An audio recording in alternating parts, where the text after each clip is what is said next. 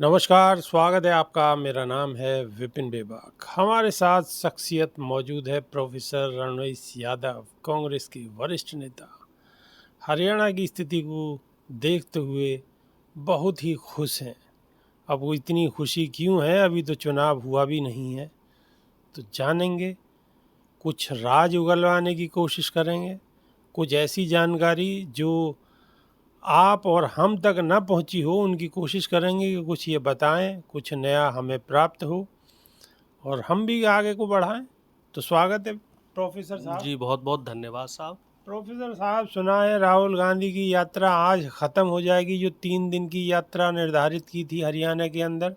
सबसे पहला सवाल तो ये है कि आखिर 3 दिन की यात्रा की ज़रूरत क्या आन पड़ी। दूसरी बात, सीधा सीधा राहुल गांधी आरएसएस पे निशाना साध रहे हैं। आरएसएस पे निशाना साधेगा क्या वोट बढ़ जाएंगे? देखो साहब, सबसे पहले तो एक बात मैं आपको बताऊं कि राहुल गांधी जी की जो यात्रा है ये पहले से सुनियोजित नहीं थी। ये कुछ लोगों ने राहुल गांधी जी को अप्रोच किया और उन्हें सजेशन दिया कि आपको चुनावी सभाएं करने के बजाय यात्रा करके ज़्यादा से ज़्यादा लोगों से मिलने की कोशिश करनी चाहिए। राहुल गांधी जी को ये सुझाव ठीक लगा और अब चूंकि चुनाव को 3-4 दिन ही बचे थे तो वो एक शॉर्ट फॉर्मेट में ये 3 दिन की 4 दिन की यात्रा हुई। वैसे मेरा भी निजी तौर पे जो आप कह रहे हैं, मैं काफ़ी हद तक आपकी बातों से इत्तेफाक रखता हूँ, मैं भी सहमत हूँ। राहुल जी की यात्रा अगर 10 दिन 12 दिन हो जाती तो इसका बहुत अच्छा इम्पैक्ट पड़ता और मुझे ऐसा लग रहा है क्लीन स्वीप हो जाता। लेकिन चलो, अब जो हुआ, और जिस तरीके से राहुल गांधी जी ने जो ये विजय संकल्प यात्रा भी ऐसी करी है, यात्रा देख के तो गांव वाली एक कहावत है कि वो भागते भूत के लंगोटे वाली बात ना है। ना ना, ये बात नहीं है, ये तो आप गलत कह रहे हो साहब। देखो, इसमें ऐसा है कि 6 जिले कवर हो पाए हैं। कायदे में ज़्यादा जिले कवर होने चाहिए थे, लेकिन फिर भी मैं ये मानता हूँ कि something is better than nothing, क्योंकि तमाम व्यस्तताएं थी। जम्मू कश्मीर में भी चुनाव था तो वहाँ भी कैंपेनिंग बहुत ज़रूरी थी। जम्मू कश्मीर का जो माहौल था वो उतना अच्छा नहीं था। जम्मू कश्मीर में मोदी जी ने वहाँ के लोगों को डरा रखा था। अमित शाह जा के वहाँ डराते थे लोगों को। तो वहाँ लोगों को सांत्वना देना और लोगों के बीच में वहाँ पे जाके वो कॉन्फिडेंस डेवलप करना ज़्यादा ज़रूरी था। और आपने देखा होगा कि जम्मू कश्मीर में रिकॉर्ड तोड़ मत पड़े इस बार। वहाँ वोटिंग बहुत ज़बरदस्त हुई है। कहाँ घाटी में 30% से ज़्यादा वोटिंग नहीं होती थी, और इस बार घाटी में एवरेज वोटिंग वहाँ 55-56% हुई है। तकरीबन दोगुनी प्रोफेसर, वोटिंग हुई है ये वहाँ। कहा जाता है कि अगर इस तरीके की स्थिति होती है कि जैसे वोटिंग ज़्यादा हुई है तो कहीं ना कहीं चेंज होता है, ऐसा बदलाव आता है। निश्चित तो तौर अब पे। वहाँ पर तो पहले भी राष्ट्रपति शासन ही था, उससे पहले बीजेपी का उससे शासन पहले था। बीजेपी का था। बीजेपी का था तो उससे अब पहले। बदलाव का क्या मायने रखें कि नहीं, मायने साफ है ना साहब। घाटी में लोग उनसे परेशान हैं और जम्मू में भी लोग उनसे परेशान हैं। जम्मू के लोग तो पिछले 2 साल से लगातार धरने पे हैं, लगातार धरना दे रहे हैं कि आपने जो घाटी में हमारी तैनाती कर दी है, जो नौकरियां लगाई हैं, वो सुरक्षा तो दी नहीं है। 370 को एक तरीके से रोक लेने में और पूरा स्टेटहुड का आपने दर्जा नहीं दिया, दर्जा छीन लिया, राष्ट्रपति शासन लगा दिया। वहाँ प्रशासन और शासन जो है कोई देखने वाला नहीं है। 3-3 साल 4-4 साल तो साहब वहाँ इंटरनेट सुविधा बाधित रही है। मुख्य धारा से लोग अलग हो गए, वहाँ खौफ का माहौल रहा। वहाँ क्या कहते हैं, जब भी अमित शाह जी पहुंचेंगे, मोदी जी पहुंचेंगे जी, टूरिज्म बढ़ा दिया। अब हमें ये बताओ, टूरिज्म से कितने लोगों की इकोनॉमी चल रही है वहाँ? बाकी उद्योग धंधों का बताओ ना। बाकी जो इंडस्ट्रीज हैं, आपने जॉब्स का क्या किया है? जॉब्स की मैं जानकारी दूंगा, 7 लाख युवा बेरोजगार हैं, बेरोजगार घूम रहे हैं सड़कों अच्छा पे। प्रोफेसर, जम्मू कश्मीर की बात करें तो एक सवाल और मेरे जहन में आ गया, और सवाल ये है कि सोनम वांगचुक की यहाँ पे गिरफ्तारी हो गई है, दिल्ली बताओ, पुलिस ने देखो साहब, गिरफ्तारी मेरे करी। मुंह की बात आपने छीन ली। सोनम वांगचुक जी जिनकी तारीफ करते हुए मोदी जी अगाते नहीं थे, बहुत तारीफ करते थे कि बहुत अच्छे सोशल एक्टिविस्ट हैं और लद्दाख की और घाटी की उसके लिए बहुत डेवलपमेंट के लिए बहुत अच्छा काम कर रहे हैं, फौज के लिए भी बहुत कार्य बहुत किए काम उन्होंने। किए हैं। और जब उन्होंने मोदी जी से सवाल किए कि चीन आ गए हमारे सेना में, जो हमारी सरहदों में घुस गई चीन और 20 किलोमीटर कब्जा कर लिया है लद्दाख में, तो मोदी जी चुप हो गए। बताइए, 15 दिन से ज्यादा उन्हें आमरण अनशन पे बैठना चल पड़ा और कोई सरकार की तरफ से कोई व्यक्ति नहीं गया। शर्म की बात है। सरकार की तरफ से कोई आदमी जाना चाहिए था, उनसे बात करनी चाहिए थी। अब मेरी बात तो पूरी हो जान दो सर। और अब जब वो यहाँ आ रहे हैं दिल्ली, तो उनका स्वागत करना चाहिए था, उनका स्वागत होना चाहिए था। वो क्या करने आए थे? वो दिल्ली में 2 अक्टूबर को गांधी जी की प्रतिमा पे पुष्प अर्पित करने आ रहे थे। लोगों को डिटेन कर लिया, उन्हें जेल में डाल दिया। अब ये बताओ, ये लोकतंत्र की हत्या है कि नहीं है? समाधि स्थल पे उनका प्रोग्राम था जाने हाँ, अब ये बताओ, ये लोकतंत्र की हत्या है कि नहीं है? गांधी जी से कोई भी व्यक्ति मिल ही नहीं सकता, गांधी जी की समाधि में तक नहीं जा सकता है, तो इसे आप क्या कहोगे? अब राहुल गांधी जी गलत कह रहे हैं क्या, जो संविधान की किताब लेके जा रहे हैं और कह रहे हैं लोकतंत्र और संविधान हमारा खतरे में है, तो गलत कह रहे हैं क्या राहुल जी? राहुल जी बिल्कुल सही कह रहे हैं। मोदी जी को जिसका मन करता है उसी को जेल की सलाखों में डाल देते हैं। लोकतंत्र नाम की कोई चीज नहीं है, फ्रीडम ऑफ स्पीच नाम की कोई चीज नहीं है। कोई आदमी खुल के बात नहीं कर सकता, खुल के विरोध नहीं कर सकता। किसान विरोध करे तो उसे मारोगे, पहलवान विरोध करे तो उसे मारोगे, और आम आदमी गांधी जी की पुष्प अर्पित करने जा रहा है समाधि पे तो उसे साहब जेल की सलाखों में डाल दोगे। युवा नौकरी मांगेंगे तो युवा को जो है आप उनको जेल में डाल दोगे। एक प्रोफेसर, एक सवाल और है कि चलिए किसान तो बहुत बड़ी तादाद में थे, ट्रैक्टर लेके भी थे, और अगर सरकार जो भी कह रही है एक बार को चलिए मान लेते हैं, जो भी सरकार कह रही है ठीक है, लेकिन सोनम वांगचुक तो मात्र 130 लोगों के साथ आए हुए हैं और उनके पास तो कोई ट्रैक्टर भी नहीं है। उनको आखिर किस लिए रोक दिया गया? देखो साहब, एक बात हम बताएं आपको, दिल्ली से पूरी दुनिया में संदेश जाता है। किसान आंदोलन जब दिल्ली में हुआ 13-14 महीने, आप तो उसके प्रत्यक्ष गवाह रहे, पूरी दुनिया में संदेश गया, थू थू हुई, मोदी जी को माफी मांगनी पड़ी। इसलिए मोदी जी डर गए। उनको ये लगा सोनम वांगचुक जी कहीं गांधी जी की समाधि पे राजघाट में आके 130 लोगों के साथ बैठ ना जाएं। मोदी जी को डर लग गया साहब कि वहां लद्दाख में जब वो बैठे रहे तब तो वो संदेश दुनिया में नहीं पहुंच पाया। तो इस डर की वजह से, क्योंकि मोदी जी जब डरेंगे तभी कोई जेल की सलाखों के पीछे होगा। आप ये मत समझना कि मोदी जी बहुत खुश हैं या मोदी जी मजबूत हो रहे हैं। मोदी जी अब कमजोर हो रहे हैं, और ये मोदी जी की कमजोरी ही है जो सोनम वांगचुक जी जैसे व्यक्ति को, जिसे देश के मतलब देश को जिसके ऊपर गर्व होना चाहिए, फक्र होना चाहिए, उसको आप जेल की सलाखों में डाल रहे हो। किस बात का डर है प्रधानमंत्री जी? आखिर वो आपसे सिर्फ यही सवाल तो करना चाह रहे थे कि जो चीन घुसपैठ कर रहा है लद्दाख पे, लद्दाख हमारे देश का अभिन्न हिस्सा है, तो इसकी बेहतरी के लिए आप कुछ क्यों नहीं करते? चीन को आप लाल आंख क्यों नहीं दिखा रहे हो? क्यों आप चीन के राष्ट्रपति के साथ गलबैयां कर रहे हो? जो आपका एक हिडन एजेंडा चल रहा है, आपके मंत्री लोग जो कैबिनेट मिनिस्टर हैं वो ये कहते हैं कि चीन के साथ हम आयात निर्यात जो मतलब बिजनेस के जो संबंध है वो बंद नहीं कर सकते, क्योंकि हमारा सारा बिजनेस और हमारी सारी इकोनॉमी चीन पे डिपेंड करती है। तो इसी चीज को लेके तो राहुल गांधी जी सवाल कर रहे हैं। यही बात तो राहुल जी कह रहे हैं। प्रोफेसर, एक आपने अभी चीन का जिक्र करा और मेरे जहन में एक चीज और भी आ गई। बताइए। कि चाइनीज लहसुन है, जो मोटा लहसुन होता है, चाइनीज लहसुन बैन है 2014 से, लेकिन आपको हर मंडी में, हर एनसीआर की मंडी में, हर देहात की मंडी में आपको चाइनीज लहसुन मिल जाएगा। भैया, चीन की तो बहुत सारी चीजें बैन है। मोदी जी ने 2020 में चाइनीज आइटम बैन कर दिए थे, बहुत सारे, कई ऐप भी बैन कर दी थी, लेकिन सबसे ज्यादा इन्वेस्टमेंट चीन कर रहा है। सबसे ज्यादा इलेक्टोरल बॉन्ड के जरिए बीजेपी को पैसा चाइनीज कंपनियों ने दिया। पेटीएम जिसका प्रचार मोदी जी कर रहे हैं, पेटीएम कंपनी का जो मालिक है, सबसे बड़ा शेयर होल्डर है, जो अलीबाबा कंपनी है, वो कहाँ की है? चीन की है। तो प्रधानमंत्री जी गोलमोल करके जनता को बेवकूफ बनाना चाहते हैं। असली दुश्मन तो हमारा चीन है। पाकिस्तान से तो हमारी कोई दुश्मनी नहीं है, वो तो हमारे सामने उसकी कोई हैसियत नहीं है। लेकिन मोदी जी क्या है, चालाकी से, चूंकि पाकिस्तान हमसे छोटा है ना, तो इसलिए वहां सिर्फ पाकिस्तान पाकिस्तान दिखाते रहते हैं। अरे भैया, चीन हमें चारों तरफ से घेर रहा है, उधर हमें ईस्ट में आप चले जाओ, नॉर्थ ईस्ट में, वहाँ चीन घुसपैठ कर रहा है, जम्मू कश्मीर में घुसपैठ कर रहा है, इधर नीचे आ जाओ तो लंका वाले क्षेत्र से, वहाँ से भी घुसपैठ कर रहा है। लंका में भी लेफ्टिस्ट सरकार बन गई है मार्क्सवादियों की। वो कह रहे हैं अडानी के जितने इन्वेस्टमेंट हैं श्रीलंका में वो सारे उखाड़ फेंकेगा वो। इधर बांग्लादेश में जो नए राष्ट्रपति बने हैं वो अलग मोदी जी को आंख दिखा रहे हैं। अब पता नहीं मोदी जी की विदेश नीति क्या क्या स्थिति है। है कि जो छोटे छोटे से, जो बहुत छोटे छोटे से थे जो देश, जो भारत के ऊपर कहीं ना कहीं पहले कह हमारे दें तो ऊपर डिपेंड निर्भर थे, निर्भर थे। अब वो भी छोटे देश भी आंख मैं दिखा रहे हैं। आपको बताऊं, भूटान की अर्थव्यवस्था, नेपाल की अर्थव्यवस्था, बांग्लादेश की अर्थव्यवस्था, म्यांमार की अर्थव्यवस्था और श्रीलंका की अर्थव्यवस्था, ये 5 देश ऐसे हैं जो हमारे देश से चलती थी और हमारे हिसाब से ये लोग काम करते थे। अब यही लोग हमें आंख दिखाने लग गए हैं।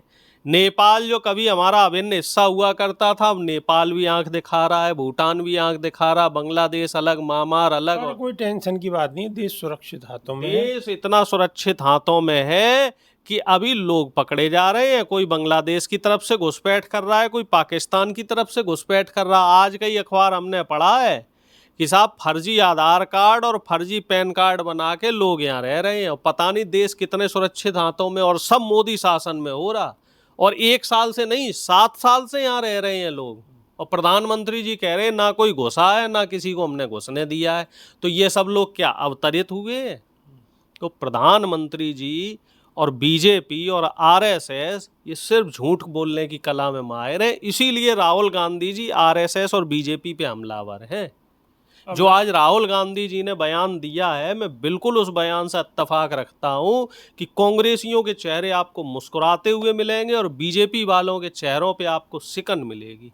कारण है क्योंकि झूठ आपने इतना परोसा है, फरेब आपने जनता को इतना फरेब में ढाल दिया है, जनता के बीच में आपने इतना अविश्वास पैदा कर दिया है, इतनी नफरत गाड़ दी है कि अब जनता आपसे त्रस्त हो चुकी है। तो आपके चेहरे पे तो सिकन अब आएगी। हरियाणा में मोहब्बत की दुकान खुलेगी। मोहब्बत की दुकान भाई साहब टॉपम टॉप चल रही है, और इसी मोहब्बत की दुकान देखना आप हरियाणा में कम से कम 60 सीटें लेके आएगी। ये तो मैंने मिनिमम बताया है, और मेरा अंदाजा है 60 से 65 सीटें आएंगी। और जो चुनाव में इन्होंने जो कलाबाजियां करी थी जजपा के साथ और इधर उधर जो निर्दलीय खड़े किए हैं, वो सब जनता समझ गई है। जनता सब जान गई है इनकी चालबाजी और इनकी चालाकी, और जनता इनको जवाब देगी इन्हीं की भाषा में। आप देखो, खट्टर साहब की रैलियां नहीं हो पा रही। अभी कल की खबर है, कल जाने परसों का एक वीडियो आपने देखा होगा, खट्टर साहब एक जगह सभा कर रहे थे और वहां पे एक युवा आया और उनसे सवाल करने लग गया कि आप तो 9.5 साल मुख्यमंत्री रहे हो, आपने हमें नौकरी नहीं दी, हम तो बेरोजगार हैं, ओवर एज हुए जा रहे। सैनी साहब का काफिला घुसने नहीं दिया। एक जगह वो एक गांव में जा रहे थे प्रचार करने, जो अभी मौजूदा मुख्यमंत्री हैं, उनका काफिला नहीं घुसने दिया। अनिल विज की थू थू हो रही है, जो पहले होम मिनिस्टर रहे हैं हरियाणा के, उनकी राहुल गांधी की तो खूब जय जयकार हो रही है। राहुल गांधी जनता के नेता हैं भाई, जनता की बात कर रहे हैं। खूब आप प्रोपेगेंडा उठा लो। हरियाणा में इन्होंने खूब झूठ परोसा कि शैलजा जी को नहीं पूछ रहे। देखो राहुल गांधी जी के हरियाणा में आते ही बहन शैलजा जी और हुड्डा साहब, वो पहले भी एक थे। ये तो खाम खाम के जो है ना डमरू और मदारी वाले खेल चलाते हैं, क्योंकि इनके पास मुद्दा नहीं है। कांग्रेसी नेताओं के कुछ वीडियो वायरल हो रहे हैं कि जी आरक्षण खत्म कर देंगे राहुल गांधी। ये सब प्लांटेड हैं। ये भाई साहब कांग्रेस वालों के वेशभूषा में आरएसएस वालों को घुसेड़ देते हैं कार्यालय के बाहर। अब चुनावी माहौल है, किसी के शकल पे तो लिखा नहीं कौन कांग्रेसी है कौन भाजपा है। ये कहना चाह रहे हो आरटी सेल की कलाकारी है। और क्या, उनको ले जाते हैं और प्लांट करके पहले ही बोलते हैं कि ये बोलना है तुम्हें। आप देख लो, जनता खूब समझ रही है कि जो आदमी आरक्षण की किताब लेके पिछले 3 साल से सड़क पे है, जो आदमी संविधान की रक्षा के लिए बिल्कुल उसने अपना घर छोड़ दिया। आप बताओ, कोई मजाक बात है 11,000 किलोमीटर चलना, पूरे देश के जो है चक्कर लगा देना? कोई मजाक बात है? पूरब से लेके पश्चिम तक, उत्तर से लेके दक्षिण तक। और अब हरियाणा में भी घूम रहे हैं और आगे जहां जहां चुनाव होंगे सब जगह यात्राएं करेंगे। और स्मृति ईरानी जी क्या कह रही हैं कि बहन शैलजा जी को मुख्यमंत्री कैंडिडेट घोषित कर दो, बहन शैलजा जी को ये कर दो, वो कर दो। अरे पहले स्मृति जी अपना तो देखें, आपका बीजेपी ने क्या कर दिया। आप तो कहीं की नहीं रही, आपको तो कोई पूछने वाला ही नहीं है। अनुराग ठाकुर को कोई पूछने वाला नहीं है। तो पहले अपना अच्छा, वो अपना स्मृति देखो। ईरानी इतना ज्ञान क्यों दे रही हैं, उसका क्या वजह है? देखो अब वजह ये है कि उनको रिप्लेस करने के लिए 2-3 लोग आ गए हैं। मार्केट में 2-3 लोग उतर चुके हैं। मतलब कौन? वो होता है ना, जैसे अब कोई मोबाइल आया तो उसका एक pro version, pro max version आता है। इनका क्या प्रोवर्जन? इनका प्रो वर्जन कंगना दीदी आ गई है। अच्छा। आजकल ये जो काम स्मृति ईरानी करती थी उनसे टापम टाप 1 डिग्री ऊपर कंगना दीदी कर रही हैं। कंगना दीदी 2 बार बदजबानी कर चुकी हैं और 2 बार माफी मांग चुकी हैं। 1 बार थप्पड़ भी खा चुकी हैं। 3 बार भाई, 1 बार एयरपोर्ट पर, 2 बार वैसे। हाँ, तो मतलब 1 बार तो थप्पड़ भी खाया उन्होंने और फिर भी बाज नहीं आ रही। देखना अभी चुनाव से पहले, मैं आपको लिख के दे रहा हूँ, 5 तारीख से पहले पहले कंगना दीदी फिर कुछ ना कुछ बोलेंगी, क्योंकि आदमी अपनी फितरत नहीं बदलता। कहीं ऐसा तो नहीं आपका गुप्त एजेंडा हो कोई? ना ना, हमारा कोई एजेंडा नहीं साहब। हमारे नेता ने तो स्मृति जी के लिए भी बोल दिया था कि भाई कोई इनके साथ बदसलूकी बदजवानी नहीं करेगा, और हमारा जो नेता इस तरह का काम करता है उसे पार्टी से निकाल भी दिया जाता है। अभी देखो 12-13 नेता ऐसे थे हरियाणा में जिन्होंने पार्टी विरोधी काम किए थे या बीजेपी के नेताओं के लिए उल जलूल बयानबाजी की या कुछ अनुशासनहीनता की, उनको 6 साल के लिए निकाल दिया। हमारे यहाँ ये सब नहीं चलता। अनुशासन सबसे पहले, गांधीवादी लोग हैं, और गांधीवादी से और अनुशासन से और नफरत से, मोहब्बत से एक बात ध्यान आ रही है, आप इजाजत दो तो मैं जरूर दर्शकों को बताना चाह रहा बिल्कुल हूं। बिल्कुल बताइए। मतलब निवेदन है मेरा। देखो साहब, आपको ध्यान होगा अयोध्या में एक हमारे मोहित खान साहब थे, समाजवादी पार्टी के नेता, बेचारों को फंसा दिया था बीजेपी वालों ने, और आज की खबर देखो आप। डीएनए रिपोर्ट आई है उनकी। मतलब मैं इतना ज़्यादा दुखी हूँ इस खबर से कि इस देश में मुसलमान होना गुनाह है, इस देश में दलित होना गुनाह है, इस देश में आदिवासी होना गुनाह है, इस देश में पिछड़ा होना गुनाह है। बताओ, मोहित खान को सिर्फ इसलिए फंसाया और गोदी मीडिया सुबह से लेकर रात तक मोहित खान को आतंकवादी और पाकिस्तानी बनाने में लगी रही। और अब जब डीएनए रिपोर्ट आई तो डीएनए रिपोर्ट में अपराधी कौन निकला? जो उसकी बेकरी में काम करता था। बबलू या राजू, ऐसे ही कोई नाम है उसका। और अब आप देख लो, अब वही गोदी मीडिया क्या उतने दिन माफीनामा लिखेगी? क्या बीजेपी आईटी सेल इसके लिए माफीनामा लिखेगा? फिर प्रोफेसर, बात ये है कि माफीनामा एक अलग चीज़ है, लेकिन अगर किसी के साथ, किसी के परिवार के साथ इस तरह की घटना होती है तो उसके हमेशा हमेशा के लिए उसके परिवार पर प्रश्न चिन्ह लग जाते हैं समाज में। आप ये बताओ साहब, किसी आरोपी को आप अपराधी कैसे बना रहे हो? अपराधी बनाने का काम तो कोर्ट करेगा। आप खुद ही अदालत हो जा रहे हो, आप खुद ही कोर्ट हो जा रहे हो। ये तो चीजें गलत है ना, और ये चीजें जनता देख रही है ना साहब। हरियाणा की जनता इन बातों को देख रही है और बड़ी स्पष्टवादी है। आप तो वहां रहे हो 10-15 दिन, आपने देखा होगा हरियाणा का व्यक्ति स्ट्रेट फॉरवर्ड बोलता है, खूब बोलता है कि भैया पहले मोदी को वोट दिया, खूब दिया, अब नहीं देने के। सब कह रहे हैं भाई इस बार तो देना ही नहीं है, इस बार तो मोदी जी की तरफ देखना ही नहीं है, क्योंकि 10 साल में इन्होंने बेरोजगारी इतनी बढ़ा दी। मैं फिर वहीं आ जाता हूं। बीजेपी तो कहती है कि बिगर पर्ची बिगर खर्ची 1.25 लाख नौकरी दी। कितनी दी नौकरियां? 1.25 लाख। एक बात बताओ, हरियाणा की पॉपुलेशन कितनी है? और अभी भी अगर आपने 1.25 लाख नौकरी दी है तो क्या हरियाणा की 4 करोड़ 5 करोड़ पॉपुलेशन में 1.25 लाख नौकरियां न्याय संगत हैं? कम से कम हरियाणा का 60-70 लाख युवा बेरोजगार है और आप नौकरी दे रहे हो 1.25 लाख, और 2 लाख से ज्यादा तो सरकारी पद खाली है, उन्हें क्यों नहीं भरा? उसको भरने में भी कोई टैक्स लग रहा था साहब, आपके ऊपर जोर पड़ रहा था क्या? ये लोग सरकारी नौकरियां नहीं भर रहे हैं, ये लोग सिर्फ और सिर्फ क्या कर रहे हैं, जो ठेके वाली नौकरियां आती हैं प्राइवेट कंपनियों में, उसकी तरफ ध्यान दे रहे हैं। क्योंकि सरकारी नौकरी नहीं रहेगी तो आदमी कहाँ जाएगा भैया? पेट तो पालेगा, बच्चे तो पालेगा, तो वो फिर प्राइवेट नौकरी करेगा, और प्राइवेट नौकरी करेगा तो फायदा कैसे होगा? लाला को कम पैसे में नौकरी करने मजबूर होगा, क्योंकि सरकारी है नहीं, युवाओं के पास विकल्प नहीं है, तो लाला को फायदा होगा। और लाला से चंदा वसूली कौन करेंगे? मोदी जी। यही खेल चल रहा है पूरे हरियाणा में। आप हरियाणा में कहीं चले जाओ और एक वो नशाखोरी ने तो हरियाणा को बिल्कुल तबाह कर दिया है साहब। नशाखोरी और डंकी रास्ते से बाहर बिल्कुल जाना, तबाह विदेश कर दिया, जाना, बिल्कुल तबाह कर दिया साहब। हरियाणा एक टाइम पे नंबर 1 होता था। हरियाणा का आप देख लो, खेती का बजट कम कर दिया। हरियाणा का आप देख लो साहब, हेल्थ का बजट इन्होंने कम कर दिया। और अब यूं और कह रहे हैं कि कम से कम कितने 1000-1500 जो सरकारी स्कूल हैं उन्हें भी बंद करने जा रहे हैं। लेकिन वो हम बंद नहीं होने देंगे। जो हरियाणा की महान जनता है वो बंद नहीं होने देगी सरकारी स्कूलों को। इस बार सरकार बदलेगी और जितने सरकारी स्कूल हैं वो फिर से दुरुस्त किए जाएंगे, सरकारी अस्पताल दुरुस्त किए जाएंगे, शिक्षा का बजट बढ़ाया जाएगा, हेल्थ बजट बढ़ाया जाएगा और खेती का बजट बढ़ाया जाएगा। और मैं आपको बता रहा हूँ, राहुल गांधी जी जो ये अभी 3 दिन राहुल गांधी जी ने यात्रा करी है, इस यात्रा ने मोदी जी के जो ये बीजेपी का किला ढह रहा है ना, इसमें कहते हैं ना वो ताबूत में क्या बोलते हैं, आखिरी कील ठोक दी साहब। बिल्कुल स्पष्ट आप समझ लीजिए, जीत तो रही थी कांग्रेस, लेकिन उस जीत पे जो एक मोहर लगानी होती है, स्टाम्प लगाना होता है, वो राहुल गांधी जी ने मोहर लगा दी। बिल्कुल मोहर लग गई, अब सुनिश्चित हो गई जीत। 100% आप लिख लो साहब।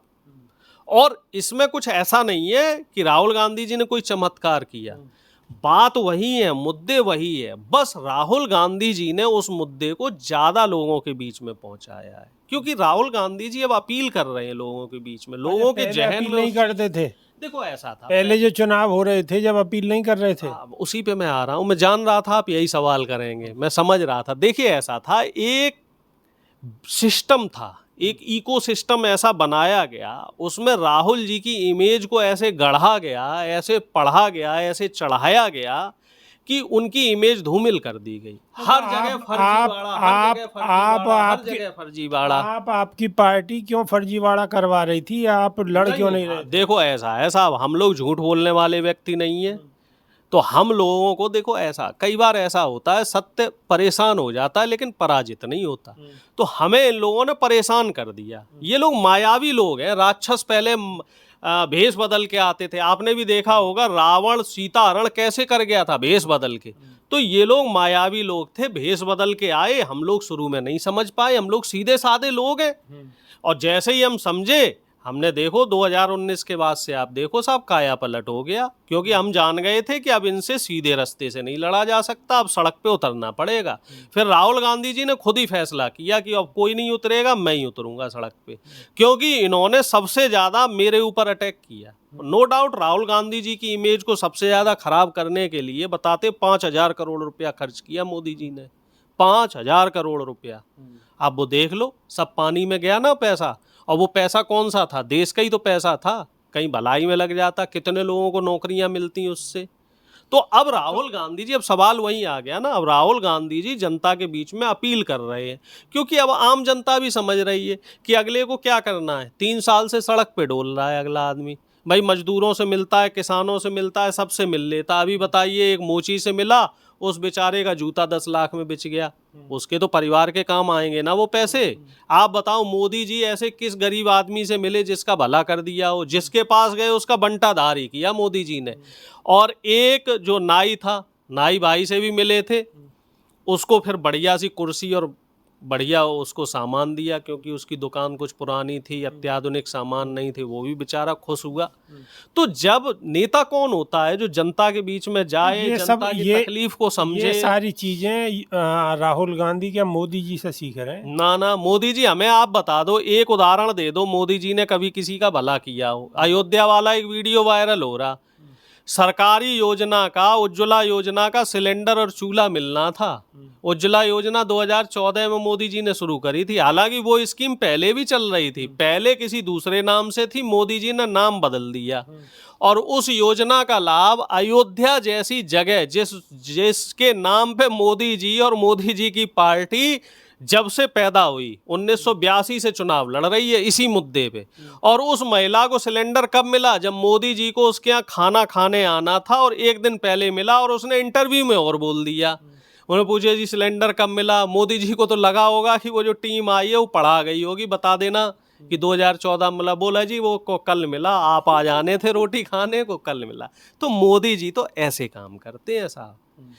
गलती मतलब अगर किसी पे आप कोई काम कर रहे हो तो कम से कम वो पुख्ता तरीके से तो करो। आपने अयोध्या में खूब निर्माण करवाया, तमाम जो घर उजाड़े, दुकानें उजाड़ी, कम से कम उनको मुआवजा देते, उनके पुनर्निवास की कुछ व्यवस्था तो बनाते। तो अब हरियाणा के लोगों की तो परेशानी बिल्कुल खत्म होने वाली है, क्योंकि आपके हिसाब से हरियाणा में सरकार बनने वाली है, और सरकार बनते ही किसानों का कर्जा माफ, युवाओं को रोजगार मिल जाएगा, महंगाई खत्म हो जाएगी, अच्छे दिन आ जाएंगे। आएंगे साहब, सच्चे दिन आएंगे। जो पहले 2014 से पहले कांग्रेस वाले सच्चे दिन थे वही आएंगे। 2 लाख नौकरियां मिलेंगी, और मनरेगा और जो होमगार्ड टाइप के जो मजदूरी करने वाले लोग हैं, इनकी मिनिमम मजदूरी फिक्स की जाएगी। सरकारी स्वास्थ्य सुविधाएं मिलेंगी 25 लाख रुपए तक। अच्छा, दीपेंद्र हुड्डा का एक वीडियो भी वायरल हो रहा है, उसमें वो कहते हुए सुने जा सकते हैं, रैली में कह रहे हैं कि बटन इतनी जोर से दबाना, और ये कहते हुए दबाना, जय संविधान, जय किसान, जय संविधान, और ये आवाज दिल्ली तक जानी चाहिए साहब, ओम बिरला के पास तक जानी चाहिए, सबके पास जानी चाहिए। मैं तो कह रहा हूँ जो तानाशाह बैठे हुए हैं, जो हुक्मरान बैठे हुए हैं दिल्ली में, उनके पास भी आवाज़ जानी चाहिए कि आपने कैसे संविधान को तार तार कर रखा है, कैसे बहन बेटियां जो हमारी पहलवान थी उनको अपनी संसद के बाहर जूते तले रुंधवाया है साहब, कैसे जो हरियाणा के किसानों के ऊपर लाठियां चलवाई हैं। सबसे ज़्यादा अगर कोई किसान कहीं बेजार हुआ है, किसी किसान को तकलीफ हुई है, तो हरियाणा के किसानों को हुई है। तो आपको क्या लग रहा है, हरियाणा का किसान, नौजवान और महिला पहलवान ये सब बदला नहीं लेंगे? वोट की चोट से बदला लेंगे, और डंके की चोट पे बटन दबाई जाएगी। वोट की चोट दी जाएगी। और प्रोफेसर साहब बिल्कुल आश्वस्त हैं कि कोई टेंशन वाली बात नहीं है, अच्छे दिन की शुरुआत हो चुकी है। नहीं साहब, सच्चे दिन, अच्छे और सच्चे, अच्छे पे कोई बीजेपी का कॉपीराइट थोड़ा ही है। नहीं, मैं कह रहा हूँ सच्चे दिन, अच्छे दिन पे कोई बीजेपी का कॉपीराइट है जो जनता को मिलना चाहिए। क्योंकि ऐसा है ना, आप अच्छे कहोगे तो जनता कंफ्यूज हो सकती है। अच्छा। हाँ, झूठ को भी 50 बार बोलोगे तो सच लगने लगता है, इसलिए हम कह रहे हैं जो सच है वो बोलो। सच्चे दिन जो जनता को मिलना चाहिए वो मिलेगा।